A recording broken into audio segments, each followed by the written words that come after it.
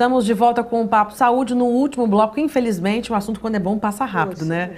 Recebendo aqui a doutora Débora Casarça, ela que é geriatra, também Renato Almeida, enfermeiro, e Cláudia Eleonora, jornalista, tem uma mãe idosa de 85 anos e super animada, já contou altas histórias pra gente aqui. Eu acho que a gente pode falar agora sobre questão de acidentes, né, domésticos, com idosos, que o número é grande. Renato, deixa eu perguntar a você primeiro aqui, quais são as partes nos idosos mais lesionadas? O que vai primeiro ao chão? Normalmente, com acidente com idosos, né, são muito comuns fraturas de fêmur, né, em primeiro lugar. Os membros superiores dos braços também são acometidos por uma questão de defesa no trajeto da queda. Sim. E depois, a própria queda com a cabeça. É muito comum esse tipo de acidente com idosos, e principalmente no ambiente domiciliar. Né, doutora Débora? Né? São vários fatores dentro de casa que que tem um risco enorme e às vezes está ali sob nossos olhos e a gente não está enxergando, né? Como tapetes, enfim. Exatamente.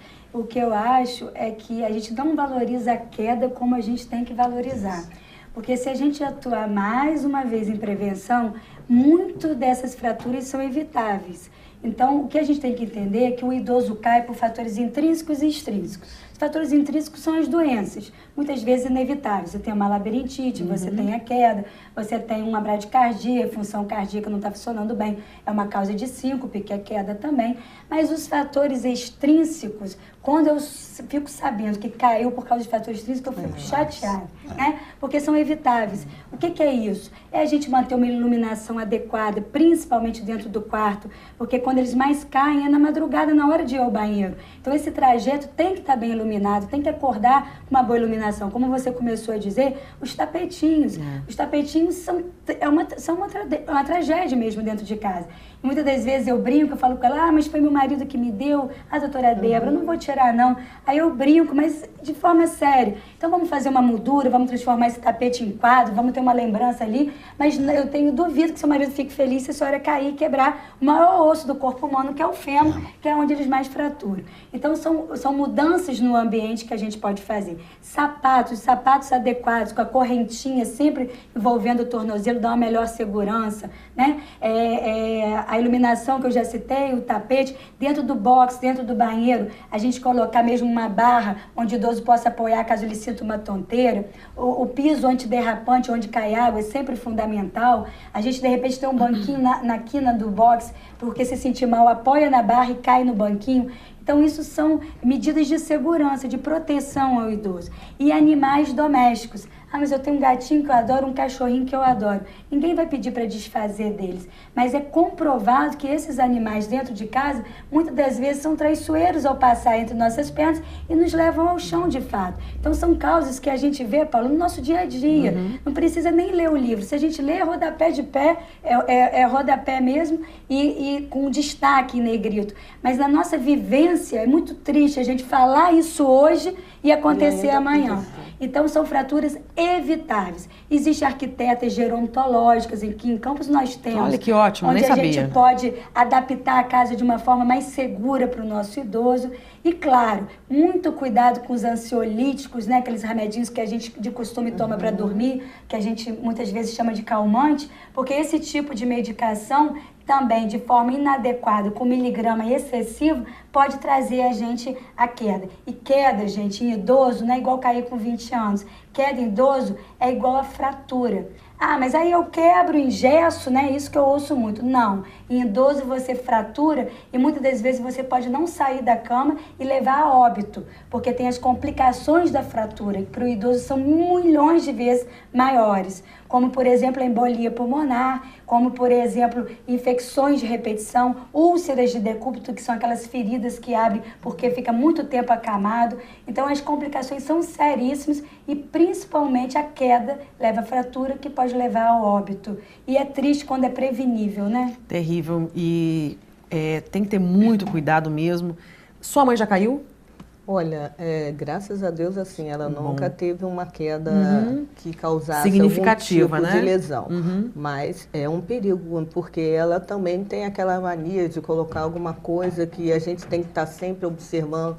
Mãe, tira esse móvel daí, não pode ficar aí. Às vezes é um tapete, não, vou botar esse tapete, como a doutora Débora falou. Então, é uma observação diária, né? Porque ela gosta de mexer com plantas, ela vai para o jardim, ela tem uma flexibilidade tão boa que ela baixa, não bota, não faz nem ai, né?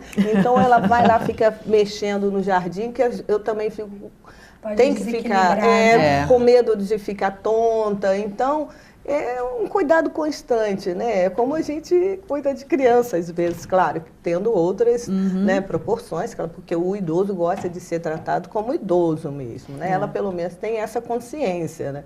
Que não é como criança que você tem, mas tem as limitações que são muito perigosas. Eu até gostaria de saber com a doutora Débora, assim, porque muitas vezes a gente não percebe que o idoso está ficando com uma limitação mais avançada. Por exemplo, no caso da memória, quando que a gente deve perceber e já procurar orientação médica? Porque muitas vezes casos como Alzheimer são detectados, né, com tanto tempo depois que a pessoa já está doente. Como é que é possível, doutora Débora, a gente detectar algumas questões assim com mais facilidade? Até onde seria normal, né? Então, foi bom porque a gente pode falar do Alzheimer, a gente pode falar da osteoporose, que é a doença, eu não sei se a Paula ia perguntar isso também, mas, então, o Alzheimer é aquilo que eu falei, principalmente dentro do seu domicílio. São aquelas mudanças na rotina de vida diária. Então, isso são dicas que as coisas não andam bem. Então, alterações no seu dia a dia mesmo. Colocar a roupa do lado do avesso, não quer dizer que tem Alzheimer não, tá? A gente tem que ter muito cuidado.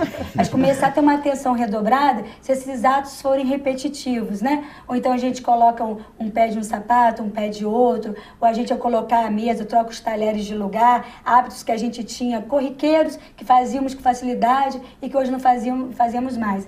O fogão ligado, né? Fez lá, cozinhou, não desligou.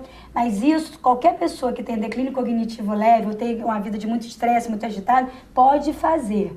Mas claro que se isso se repetir, começar a interferir na rotina de vida diária, nós devemos procurar um médico, fazer os testes neuropsicológicos e chegar a uma conclusão diagnóstica. E quanto à osteoporose, nós temos a densitometria óssea, um exame que a gente tem a liberação pública para poder realizar, um exame que não é muito custoso e um exame que dá exatamente a qualidade de densidade óssea desse osso desse nosso paciente. E aí o marcador vai dizer se está normal, se o osso está normal para a idade em relação ao adulto jovem, ou se a gente tem osteopenia, que é uma perda de densidade óssea, mas que o risco de fratura ainda não é alto, e uma densidade óssea quando é osteoporose, que já é um risco alto de fratura. E a felicidade que hoje eu tenho, em 2015, é ter a certeza que eu posso encher as mãos de medicamentos que podemos tratar, o que nós não tínhamos há pouco tempo atrás. E de uma forma, com uma posologia muito tranquila, porque antigamente tínhamos que tomar medicação todos os dias, é uma medicação que agride muito a parte epigástrica, muito do estômago da gente, e hoje nós temos medicações, Paulo, que pode ser tomada uma vez na semana, ou até mesmo uma vez ao mês, ou até mesmo injetável, poupando muito o estômago, fazendo uma vez a cada 6 meses. Olha que ótimo. E ainda tem uma medicação que podemos fazer uma vez ao ano, né? Então isso é um avanço da ciência que com certeza colabora com o aumento da qualidade de vida e da longevidade. Então, a densitometria, ela tem que ser feita. Agora, não tem que ser feita a cada 3 meses, não. A densitometria é anual. A gente não tem que ficar irradiando, fazendo exames excessivos. Então, o que nós precisamos é, de fato, medir a densidade óssea, traçar um tratamento e lembrar que, além de medicação, atividade física rica em peso para a osteoporose, o sol é fundamental porque melhora a absorção da vitamina D e, consequentemente, o cálcio. E fundamental a gente ingerir alimentos ricos em cálcio. Então, se tiver tudo isso em conjunto, bem determinado, com certeza, se já tivermos diagnosticado alguém com osteoporose nós conseguimos segurar para que isso não avance. E se não tivermos ainda com osteoporose, olha que beleza, podemos prevenir para que a pessoa não desenvolva. Com isso, diminuímos muito o risco de fratura. Maravilhoso. Gente, infelizmente nosso tempo acabou. E eu sugiro à produção do programa que a gente já marque o nosso segundo encontro, porque o assunto é grande. Ficaram várias questões que eu não perguntei. Acho que a Cláudia ficou com dúvida também, o próprio Renato. Com certeza. Vai ficar para o próximo encontro. Cláudia, muito obrigada por ter estado no nosso convite mais uma vez, viu? Obrigada, estou aí, sempre precisar, pode contar comigo. Chamaremos você de outras vezes. Doutora Débora, muito obrigada também. Renato, prazer em receber vocês aqui. Beijo grande, continue conosco aqui na Terceira Via TV.